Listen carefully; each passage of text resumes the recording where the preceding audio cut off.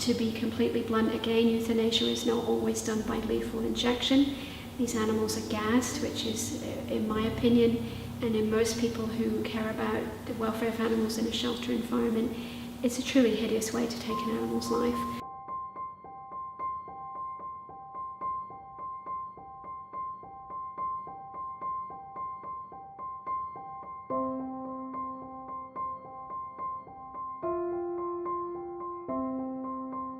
The subject of canine transports is a huge, one could do a thesis on this, to be honest with you.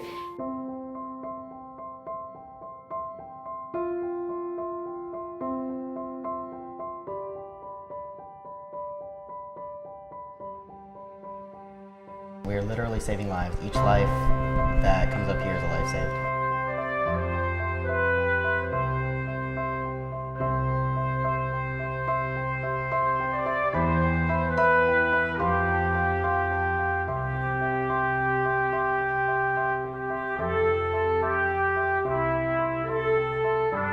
So you do see, the word I would use is egregious, but that's not a slant against the humans who are trying their very best.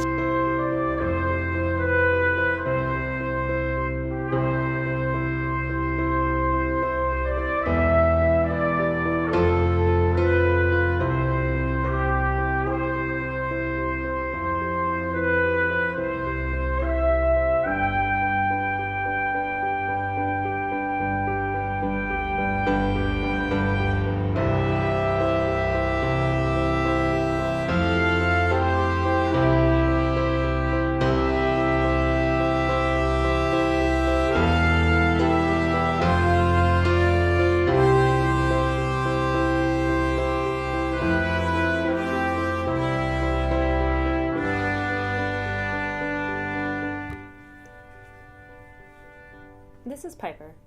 Piper is a rescue dog from South Carolina. She came into our family a little over 1 year ago, and we can't imagine life without her. She's lovable and playful, a genuine sweetheart. She's a great companion for our other dogs, and a great protector of our family. Sometimes we have a hard time wrapping our heads around the fact that she was just hours away from being put to death. Piper comes from a southern open admission shelter. Open admission shelters have too many dogs and not enough government funding to support them, which leaves the shelter with little options than to put the dogs down.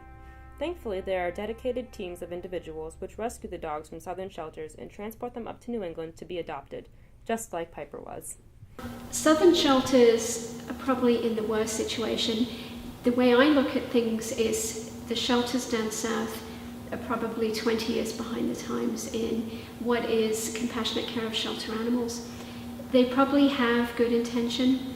They don't have the resource to operate properly, and they're holding facilities. They're not adoption facilities. So you do see, the word I would use is egregious, but that's not a slant against the humans who are trying their very best. I don't want to just totally berate them either, because they're doing the best they can with their resource, but yeah, it's pretty hellish sometimes. The shelters down south have a really big overcrowding problem. There just aren't enough potential adopters, and there are too many dogs, not enough dogs are spayed and neutered. So with the kill shelters, every day there's a list of who's going to be put down. They go into the gas chamber. It's a really inhumane method of death. Every year, hundreds of dogs are safely transported from southern open admission shelters to humane societies in northern New England. What are you two doing, huh? The transport operation is a large operation that operates through many states, both in the South and in New England.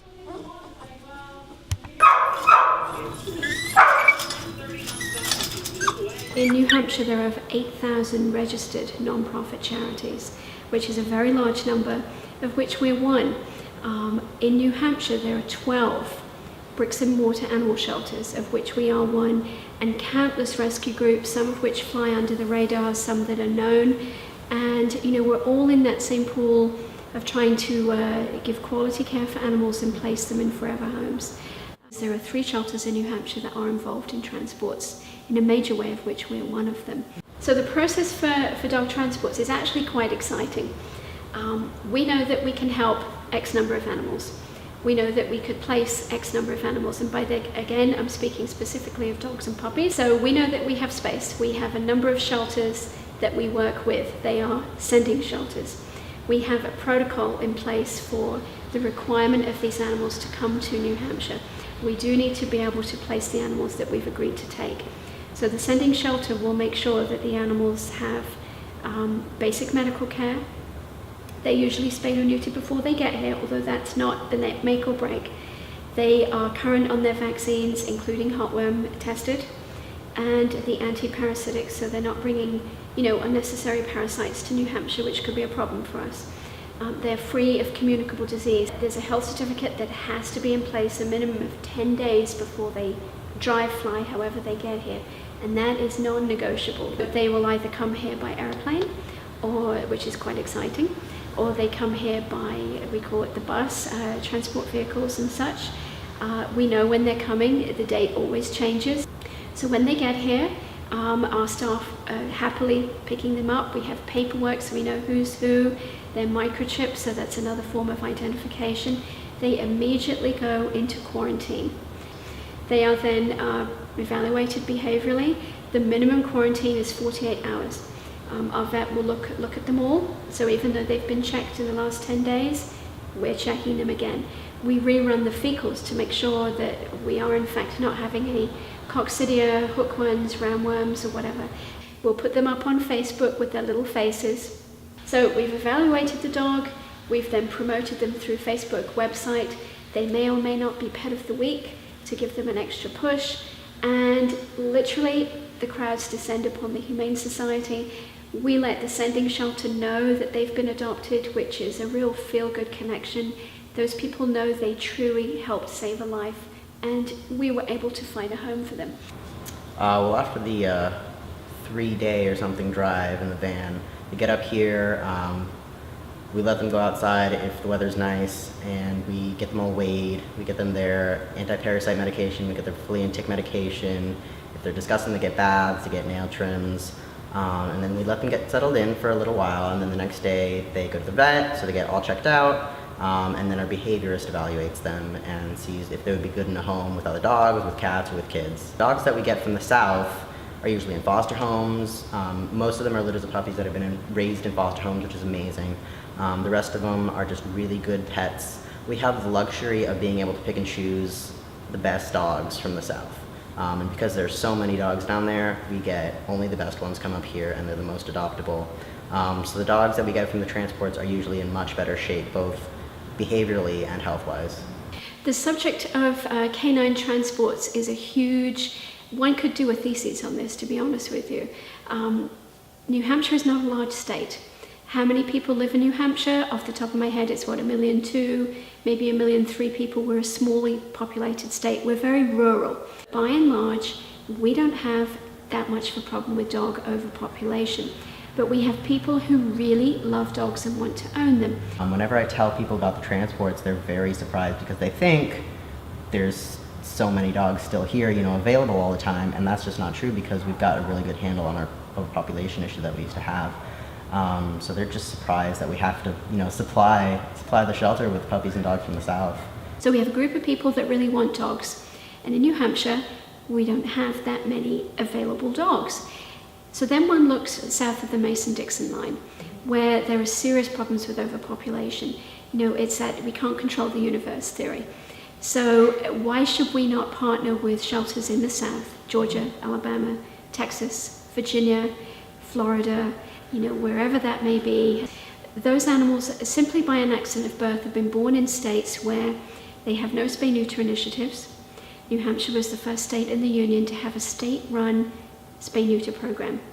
Well, I don't know much about politics, but I feel like southern states could model themselves after New Hampshire and start, putting those laws into place, and maybe some of the pioneers of that movement here could go down there and help out. So we have interesting history in New Hampshire as well.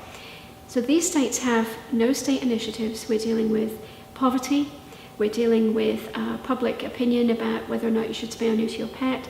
So these animals end up in a shelter, and there truly are not enough, there's just no hope of them ever finding a home, which is really a sad thing to consider.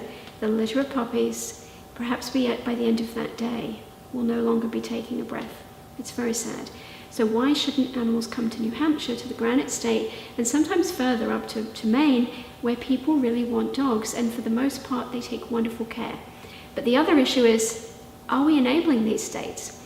Has this become an enterprise? So the states at some point will have to get some sort of grip, for want of a better word, on their overpopulation issues. There should absolutely be more that southern states are doing. Unfortunately, they just don't have the resources. There should be much more spay-neuter going on down there, and much more help for people to keep dogs in their home that they want to keep, just can't support. But they just can't right now. So we're doing what we can to take the dogs out of that situation.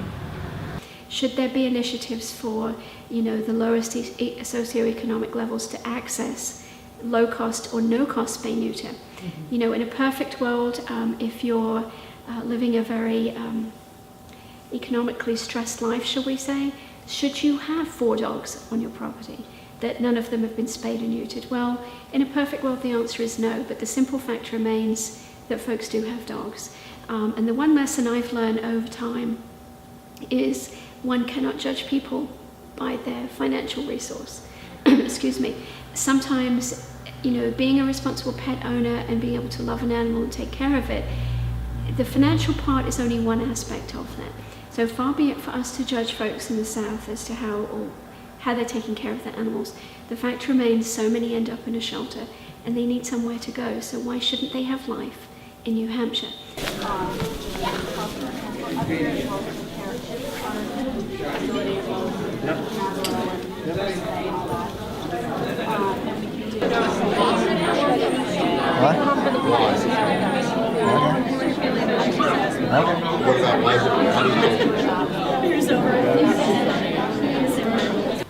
The Adopt-a-thon is really exciting. It's on Black Friday, and we get tons and tons of puppies up from the South, from our shelter partner in Texas. And it's an established thing. I think it's in our 10th year. So people know about it, and they line up at the door, and once they come in, it's like Puppy Palooza. We get so many adoptions that day. It's really, really fun for everybody involved. So the New Hampshire Black Friday Adopt-a-thon flies in the face of all previous ideas about when a shelter should adopt animals. In the good old days, and this is when I first came on board in the late 90s, we animal shelter folks decided that we shouldn't be adopting dogs to people around the holidays. The theory being that it was too busy, there was too much going on in your home, bad idea. And then we sort of came to the realization that maybe it's the opposite, that maybe around the holidays is in fact the perfect time for you to be adopting a creature. Your family is home, you're spending quality time together, you're probably not at work, you've taken some time off. Maybe that's a really good time to do, an adoption. And so we decided, let's take our show literally on the road, and let's partner with an entity that will give us space where we can showcase these animals. They can meet the people that want them. We finalize the paperwork the next day, but essentially the adoption happens that day. They're fully vetted, they're vaccinated, the behavioral, they're perfect little pets. We've got something for everybody. So that's how we started doing the Black Friday adopt-a-thons. But it's just amazing when we promote the event ahead of time.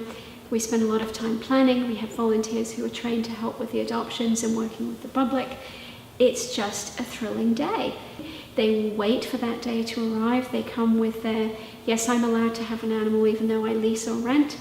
They prove that they own their own home, so that solves that problem. Their animals are current on rabies vaccine. We look for them to be spayed or neutered, pets they already have. Obviously, that's our mission. Over 21 is a requirement to adopt, and you have a love in your heart for an animal that really needs a home. It's thrilling times. It's noisy. People are excited. They just can't wait to get their creature home.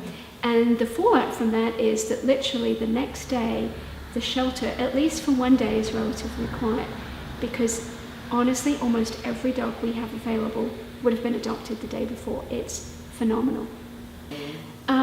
How do we ensure that you are an appropriate home? We do have a conversation with you. Conversations that do not involve a yes or no answer from you. So tell me a little bit about the animal that you had. If you say I lost my dog recently, then I'm not going to say, and did you provide all the veterinary care that was needed, to which you may respond, well, yes. I want to know. So it's a conversational way of interviewing people. Tell me a little bit about your dog that you had. we want to know that the entire family is, on board. The biggest sticking issue is often when you look at our behavioral evaluations online, or even when you come to the shelter and you see that on their cage cards and whatever, that we often have age restrictions. Good with children 8 years and older or 12. There is a reason for that, and we are somewhat intractable, because that means that dog is really not going to be going around children of certain ages based on their how they're learning to be, in the world. So we want to be sure that you're, responsible, caring people, that you have some breed experience. For example, if we have a husky or a beagle, they have pretty, set personalities that, you're going to be able to give the kind of exercise a husky needs, so they're not running off. Or a beagle, if you live in an apartment, beagles tend to like to be around other dogs. They're not really singular pets very much. What's going to happen when he's baying because you're at work and the neighbors are complaining? So we want to avoid them being returned after the fact. Certainly it happens, not every dog is wearing his collar every moment of the day. Dogs sometimes are picked up as strays, but that's where the microchip tells us, oh, that's Mary Lee's dog, I get the call, I come and get my dog right away. Never happens after the adopt-a-thon.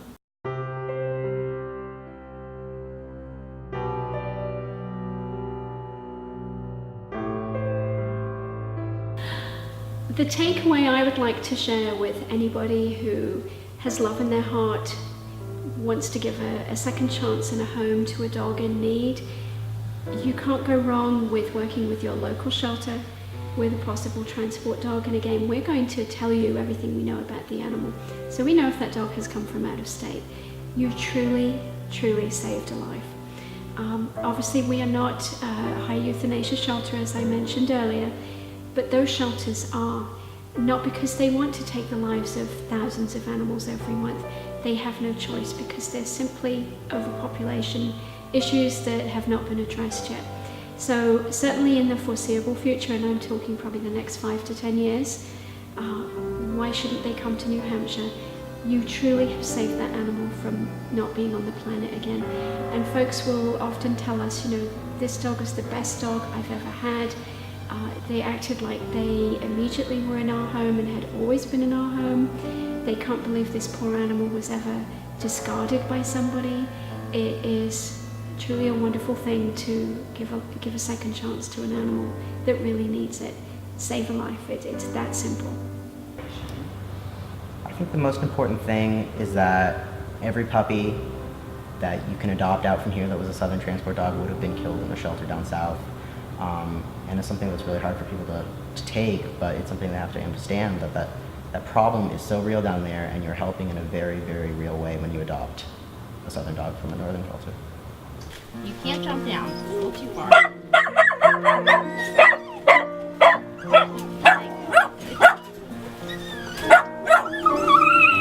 not sure how this is going to go, so I'm going to try. Oh my gosh. Okay. Well, this will work then. Just hug me.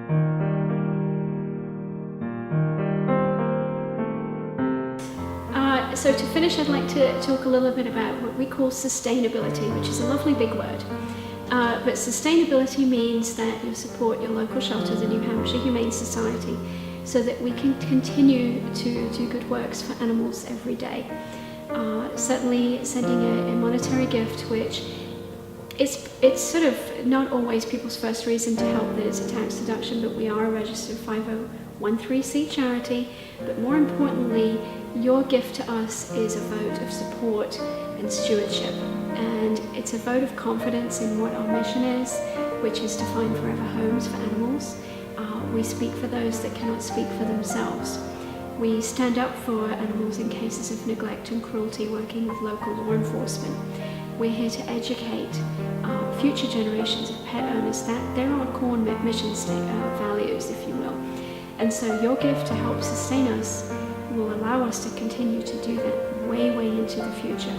We always need supplies for the shelter. Things as boring as stamps and cardboard, cardstock, or copy paper.